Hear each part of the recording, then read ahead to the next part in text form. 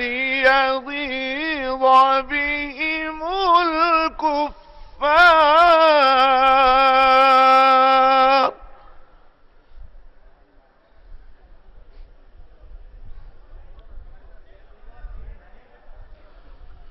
وعد الله الذين آمنوا وعملوا الصالحات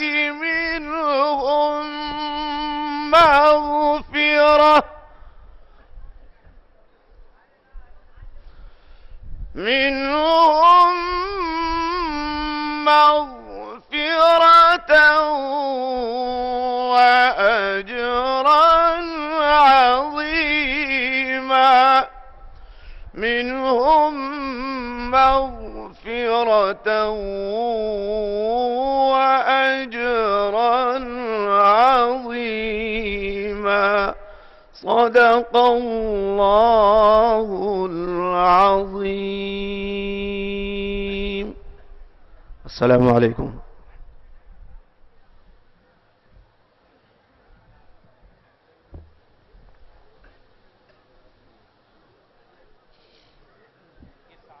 मेहमान मुहतरम की खिदमत में खुतबा इस्तक़बालिया पेश करने के लिए जमीयत उलमाए आसाम की जानिब से खुतबा इस्तक़बालिया पेश करने के लिए मौलाना मुजीबुर रहमान तशरीफ़ ला रहे हैं। मुजाहिदुल इस्लाम साहब वो मुख्तसर खुतबा इस्तक़बालिया पेश फरमाएंगे। बिस्मिल्लाहिर्रहमानिर्रहीम। इला हज़रत समाहत शेख अद्दुक्तूर अब्दुल मुहसिन अल कासिम रआहुमुल्लाहु जल्ला व अला, इमाम व खतीब मस्जिदिल हरम विन नबी शरीफ अल मदीनतिल मुनव्वरा ज़ादहल्लाहु शरफा। इन्नल हम्दलिल्लाह अल्लज़ी खलक़ल इंसान लियहतम्म बिउमूरिन नास व अमरहु बिइबादतिहि व तौहीदिहि व ताअतिहि व वअद मन अखलस लहुल इबादा बिदारि करामतिहि। वस्सलातु वस्सलामु अला मुहम्मद इब्न अब्दिल्लाह व अला आलिहि व सहबिहि अजमईन।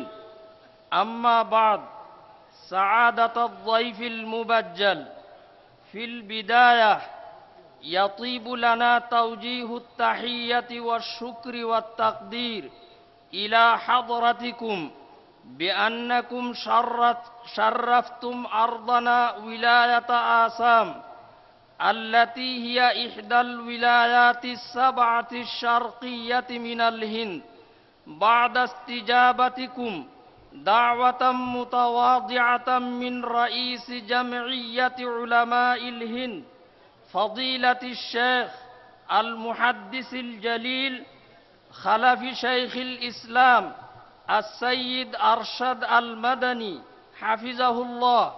अय्युहद्ज़ैफ़ुल करीम, क़द अक्रमकुमुल्लाहु अज़्ज़ व जल बिशरफ़िन दीनिय्यिन रफ़ीअ ला युसावीहि शरफ़ुन वला मनसिबुन फ़ी हाज़ल आलम व हुवा शरफ़ुल इमामति वल ख़िताबह बिमस्जिदिल हरमिय्यिन नबिय्यिश शरीफ मिनल मदीनतिल मुनव्वरतित तय्यिबा। मालिय ज़ैफ़िल कबीर, यजदुरु बिना अन नल्फ़ित इंतिबाहकुम इला तारीफ़िल वजीज़ लिजमइय्यत उलमाइल हिंद। इन्न जमइय्यत उलमाइल हिंद मुनज़्ज़मतुन इस्लामिय्यतुन क़दीमह मुअस्सिरा ज़ातु दुस्तूरिन व निज़ाम उस्सिसत फ़ी सनति 1919 मिनल मीलादिय्या लितौजीहिल मुस्लिमीन फ़ी उमूरि दीनिहिम व दुनियाहुम। वक़द क़ादहल उलमाउर रब्बानियून अल्लज़ीना ला तुज़करु ख़दमातुहुम मअ फ़हारिसि अस्माइहिम मख़ाफ़तत तत्वील। अय्युहद्ज़ैफ़ुल मिफ़दाल, إن خلف شيخ الإسلام فضيلة الشيخ السيد أرشد المدني حفظه الله حينما تولى رئاسة جمعية علماء الهند بعد وفاة أخيه الكبير فضيلة الشيخ السيد أسعد المدني تغمده الله. أيها الضيف العظيم، ليس بوسعنا أن نسرد خدمات جمعية علماء الهند في هذه اللحظة القصيرة، مع أننا نقدم التحية والشكر والتقدير على هذه الزيارة الحبيبة مرة ثانية، ونتمنى أن زيارتكم هذه ستوطد الصلات والعلاقات الإيمانية فيما بيننا وبين الأمة العربية الإسلامية.